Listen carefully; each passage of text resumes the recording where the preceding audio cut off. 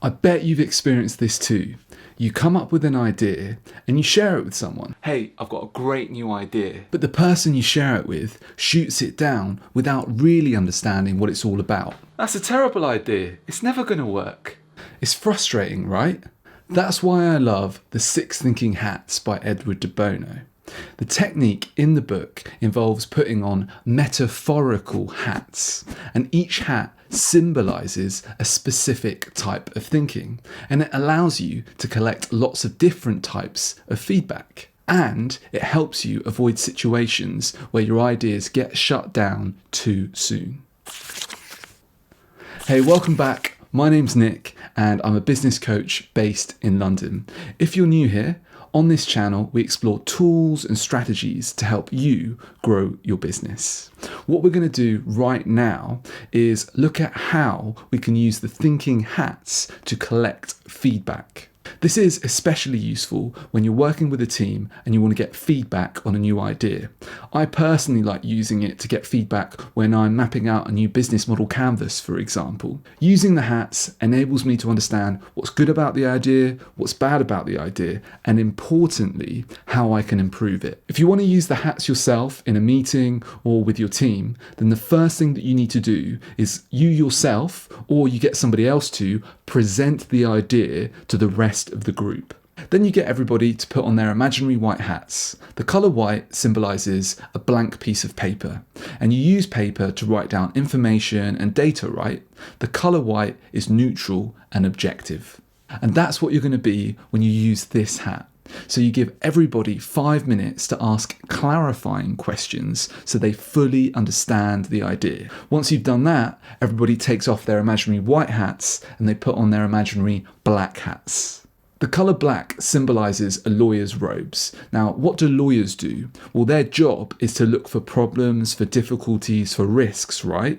That's what you do when you're using the black hat. So you give everybody a minute to write down the reasons why it's a bad idea, and they do that using sticky notes. Then you collect the sticky notes and spend 3 minutes reading the criticisms out loud as a group. Next, everybody takes off their black hat and they put on their yellow hat. The yellow hat is yellow like the sun, and it symbolises positivity and energy, and you use it to identify all the benefits of an idea.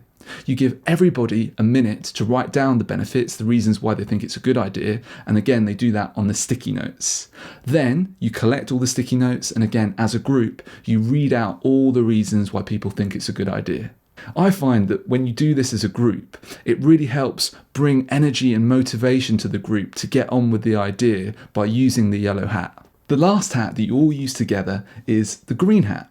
Now, green symbolises new growth, like a new green leaf, and we all use the green hat to generate ideas, consider alternative ways of doing things, and to explore new possibilities. It's useful for finding solutions to the black hat problems that you found earlier.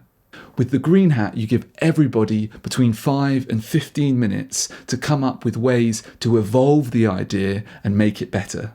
Once you've collected the black, yellow and green feedback, you can take all that information with you and use it later to improve the idea. An important tip to help get the most out of the hats is to make sure that everybody is using the same hat at the same time. If somebody tries to criticize an idea when they're supposed to be thinking about reasons why it's a good idea, for example, what you need to do is say, look, do you mind, please can you take off your black hat?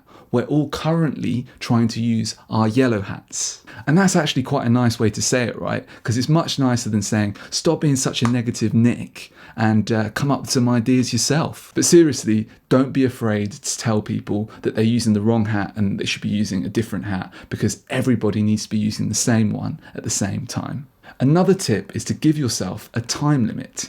You can always increase the time if you don't have quite enough to finish what you're doing, but having that time limit will help you focus your mind, and it really does help you get the work done more quickly. I hope you found this video useful. I've only gone over 4 of the thinking hats, but there are actually 6. And if you want to see a video that I made about all 6 of them, click this link up here. And why not give this video a thumbs up? It would really help me out. And I look forward to seeing you in the next one. See you later.